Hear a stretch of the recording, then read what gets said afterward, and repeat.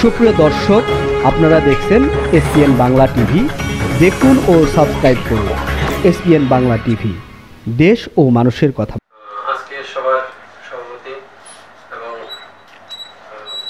বিশেষ অতিথি যারা আছেন এবং অন্যান্য মিডিয়ার লোকজন, সাংবাদিক ভাই বোনেরা, অনেকেই অনেক পরিশ্রমের মাধ্যমে আপনারা বিভিন্ন সংবাদপত্র পরিবেশন করে থাকেন।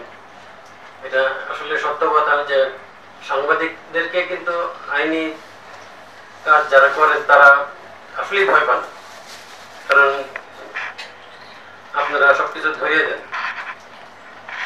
আমি আশা করব আপনারা সামনের দিকে এগিয়ে যাবেন, আর সাংবাদিক ভাইদের সকলের ভিতরে একাত্মবোধ থাকা দরকার, কারণ আমাদের দেশে সঠিকভাবে চলার রাস্তাগুলো মানে অনেক বাধা বিপত্তি রয়ে গেছে। এগুলো ওভারকাম করতে হবে। সকালে কষ্ট করে আজকে এই অনুষ্ঠানে আসছেন এবং আমরাও আসতে পেরেছি, এই জন্য আল্লাহর কাছে শুকরিয়া জানাই। সবাই ভালো থাকবেন এই কামনা করে বিদায় নিচ্ছি। আসসালামু আলাইকুম। সেদিন আন্দোলন হয়েছে, আমরা মনে করি যে সেই আন্দোলন একটা রূপ লাভ করেছে।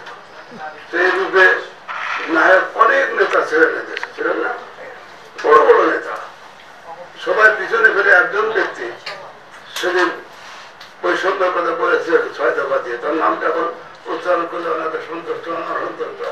তিনি হচ্ছেন বঙ্গবন্ধু শেখ মুজিবুর রহমান।